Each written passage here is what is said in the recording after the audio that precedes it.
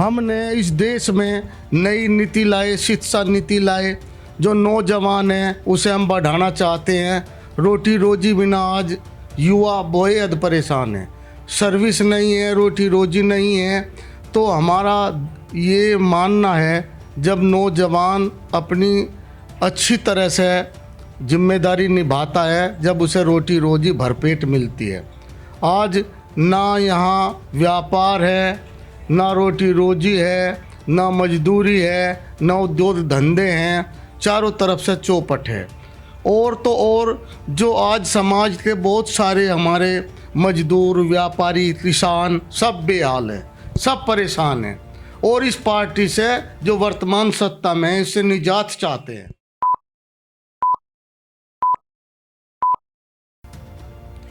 नमस्कार, मैं हूं गौरव। आप मेरे साथ जुड़ चुके हैं क्राइम वीक न्यूज़ पर। टीम क्राइम वीक आज साक्षात्कार के इस दौर को गति प्रदान करने पहुंची है पश्चिमी उत्तर प्रदेश के एक सियासी भूमि पर जिसका नाम है बागपत। बागपत और सियासत का अपना एक मजबूत कनेक्शन माना जाता है। इसी क्रम में आज हम हैं बागपत के बड़ौद विधानसभा क्षेत्र में।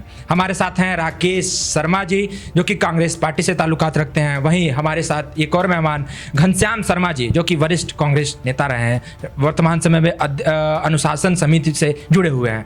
आज हम इन दोनों शख्सियत से बातचीत करेंगे, जानेंगे क्या है आगामी विधानसभा 2022 में कांग्रेस की रणनीति, किन मुद्दों पर कांग्रेस आगे आ रही है, कहां कांग्रेस पिछड़ रही है, कांग्रेस किस स्तर पर अपने आप को प्रयास कर रही है सत्ता में लाने के लिए। सबसे पहले स्वागत करना चाहूंगा घनश्याम शर्मा जी आपका क्राइम वीक। अभी विधानसभा के चुनाव 2022 के संदर्भ में आप पूछना चाहते हैं। मैं कांग्रेस पार्टी का एक सिपाही हूं।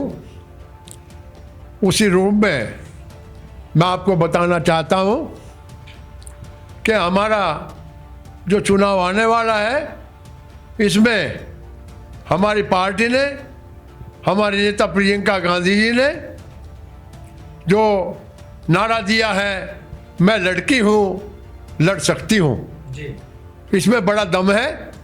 दम इसलिए है कि महिलाओं का प्रदेश में उत्पीड़न हो रहा है, वो जबरदस्त उत्पीड़न चल रहा है।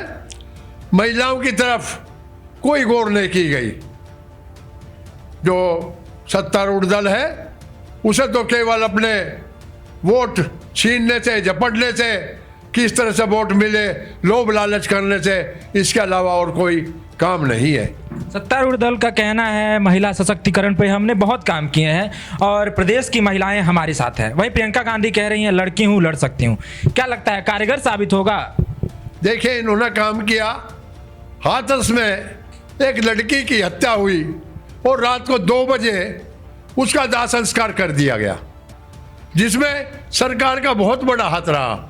वहाँ का डीएम भी रहा, वो भी रहा। ये सब इस तरह के कार्य हमारे यहाँ क्षेत्र में रोज लूटपाट, महिलाओं के साथ बलात्कार, महिलाओं के साथ जबरदस्ती, कहीं शादी की कहीं वो, ये सब चल रहा है। ये तो उनका कहना गलत है कि हमने कुछ किया है।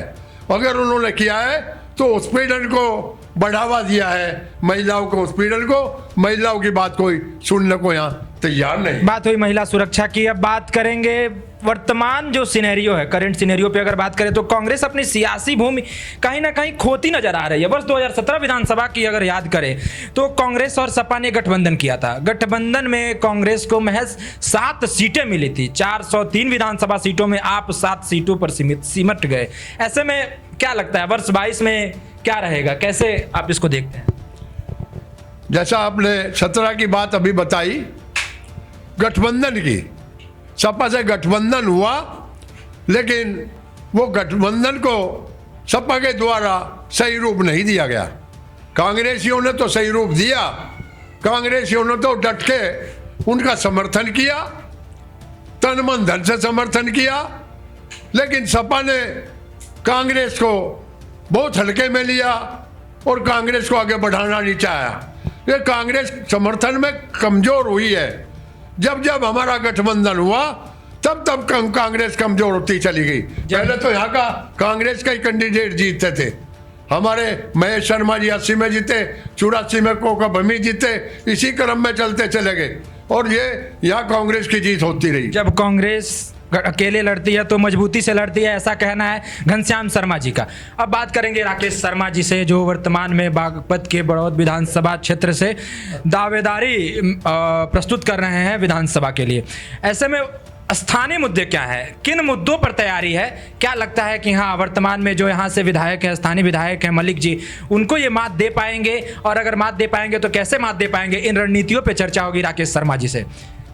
आपकी प्रतिक्रिया चाहूँगा।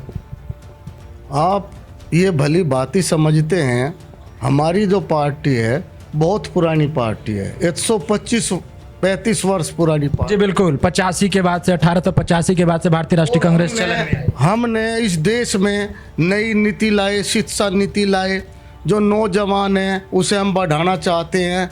रोटी रोजी बिना आज युवा बेहद परेशान है, सर्विस नहीं है, रोटी रोजी नहीं है। तो हमारा ये मानना है, जब नौजवान अपनी अच्छी तरह से जिम्मेदारी निभाता है, जब उसे रोटी रोजी भरपेट मिलती है। आज ना यहाँ व्यापार है, ना रोटी रोजी है, ना मजदूरी है, ना उद्योग धंधे हैं, चारों तरफ से चौपट है। और तो और जो आज समाज के बहुत सारे हमारे मजदूर, व्यापारी, किसान सब बेहाल है, सब परेशान हैं। और इस पार्टी से जो वर्तमान सत्ता में है, इससे निजात चाहते हैं। जो वर्तमान सत्ता है इससे सारे निजात चाहते हैं। आपने कहा रोजगार नहीं है, रोजी रोटी की परेशानी है। सरकार कह रही है हमने रोजगार के लिए बहुत सारे अवसर दिए युवाओं को, विज्ञापनों के माध्यम से, अन्य माध्यमों से सरकारी इश्तेहार आ रहे हैं कि हमने 4.5 वर्षों में 4.5 लाख से ज़्यादा रोजगार दिए। ऐसे में क्या लगता है, उनकी क्या प्रतिक्रिया? आप ये बात समझिए, चाहे वो यूपी बोर्ड हो, चाहे CBSE हो, चाहे जो भी हमारे कंपटीशन हैं, वो सारे सही नहीं उतर पाते, पहले से पहले ही पेपर आउट हो जाते हैं और हमारे नौजवान बेहद परेशान हो जाते हैं।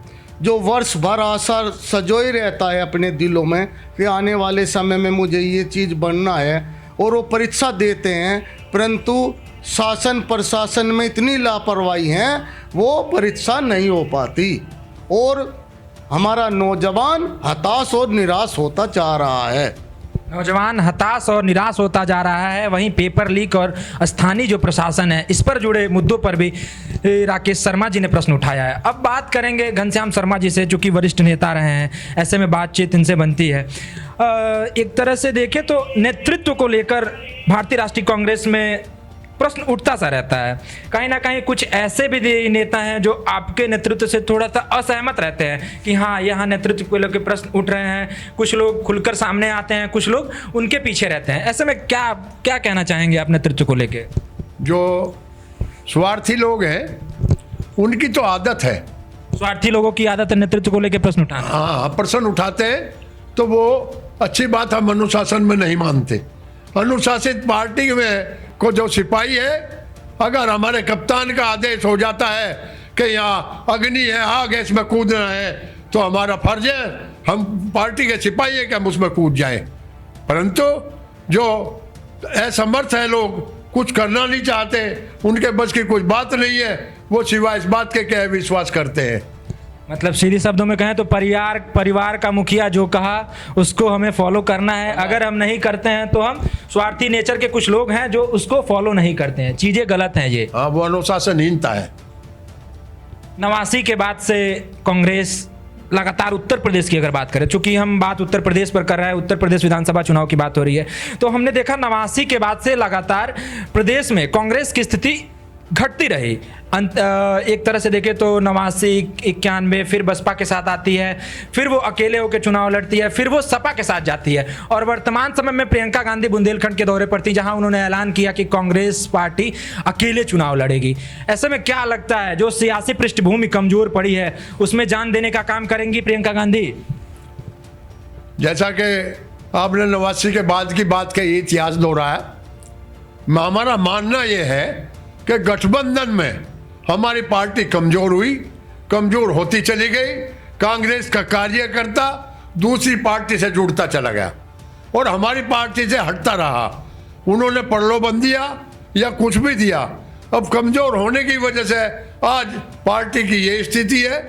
चूंकि पार्टी में अब अगर नेतृत्व है तो प्रियंका जी आई है इस बार हमें 100% लग रहा है कि हमें सफलता मिलेगी। और सफलता इसलिए मिलेगी कि हम चुनाव अकेले लड़ेंगे, तनहा चुनाव लड़ेंगे, हमें किसी का गठबंधन नहीं होगा। 17 के चुनाव में राकेश शर्मा जी का टिकट डिक्लेयर होने जा रहा था, टाइम टू टाइम पहली रात को वो बदल दिया गया, आरएलडी से समझौता हो गया, हमारे चुनाव चिन्ह पे लड़ा उनका कैंडिडेट, आरएलडी का चुनाव चिन्ह कांग्रेस का, और कांग्रेस पार्टी का उसको गिनती में लिया गया। इस तरह की हमारे साथ बात होती रही, इसी वजह से ये कांग्रेस कमजोर होती चली गई। सरल शब्दों में कहें तो शर्मा जी का कहना है कि कांग्रेस के साथ गठबंधन के दौरान छल होता रहा। उन्होंने तो अपना सर्वस्व दिया, लेकिन जो इनके गठबंधन के साथी थे, जो दल थे जिसमें राष्ट्रीय लोक दल और समाजवादी पार्टी शामिल थे, उन्होंने कांग्रेस के लिए वो भावना नहीं रखी जो उनको रखनी चाहिए थी। अब बात करते हैं राकेश शर्मा जी से, चूंकि ये स्थानीय दावेदारी कर रहे हैं बड़ौद विधानसभा क्षेत्र से। स्थानीय मुद्दे क्या है? जब हमारी बात वर्तमान विधायक मलिक जी से हुई तो उन्होंने कहा कि बड़ौद की जनता उनके साथ है।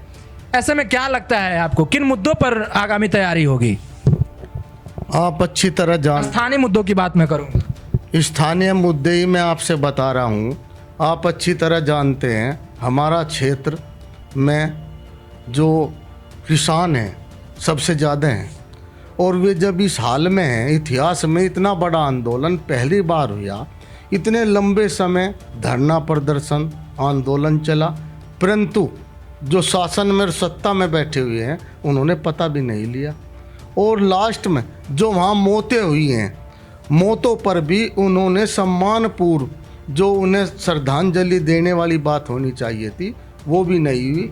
तो यहाँ सबसे बड़ा मुद्दा तो यही है, आज जो पेमेंट नहीं हो रहा, किसान अपने ब्याह शादियों में वो रूप नहीं दे पाते जो उन्हें देना चाहिए थे, सारा पैसा उनका फंसा पड़ा हुआ है, गन्ना पेमेंट नहीं हो रहा जो पिछला पेमेंट है। तो ये तो बहुत बड़ा मुद्दा है। दूसरा मुद्दा हमारा ये है, जो नौजवान हैं उन्हें दूसरे ज़िलों में जाना पड़ता है, पास में ही नोएडा ले लीजिए, नोएडा क्यों नहीं बनता है यहाँ पे, वो सुविधा नहीं है, वे बात नहीं है। नौजवान दिल्ली में इधर उधर दूसरे प्रदेशों में फिरता है, वे सारी सुविधा, इंजीनियरिंग विश्वविद्यालय यहाँ होना चाहिए, मेडिकल विश्वविद्यालय यहाँ होना चाहिए बहुत बड़ा, जो यहाँ नहीं है। व्यापार में जो सुविधाएं होनी चाहिए, आप व्यापारी से मिलो, वे सुविधाएं, वो सुरक्षा, वो बात नहीं है यहाँ पे। तो वे जो दावे बता रहे हैं अपने, वो अपने हिसाब से दावे बता रहे हैं। वर्तमान में जो जनता से मिलो तो जनता अपनी समस्याएं, अपनी बात उसी तरह बता रही हैं। आज हमारा एजुकेशन का सेंटर बड़ौद समझा जाता है, परंतु यहाँ इंजीनियरिंग नहीं है, हमें दूसरे प्रदेशों में जाना पड़ता है, बहुत ज़्यादा धन और समय बर्बाद होता है उसमें। तो ये सारी बात हैं, इस वजह से ये जनता चाहती है विदाई, जो वर्तमान में है उस शासन सत्ता को विदाई देनी चाहिए। चले सरल शब्दों में माने तो राकेश शर्मा जी ने कहा कि यहाँ शैक्षणिक संस्थान होने चाहिए, जो परीक्षाएं दूर दूर तक ले जाती हैं, बच्चों को परेशानी होती है, छात्रों को परेशानी होती है, तो वहाँ शैक्षणिक संस्थाएं होनी चाहिए, तथा जो किसान आंदोलन रहा उसका यहाँ प्रभाव निश्चित रूप से रहेगा। किसानों की जो समस्याएं हैं वर्तमान में, बहुत सारी चीज़ें और भी हैं जिसको लेकर कांग्रेस 22 के विधानसभा चुनाव में अपना ताकत झोंकेगी। साक्षात्कार के इस दौर में बने रहने के लिए आप सभी का शुक्रिया। आप ये तमाम बातचीत हमारे साथ देख रहे थे क्राइम वीक पर। धन्यवाद।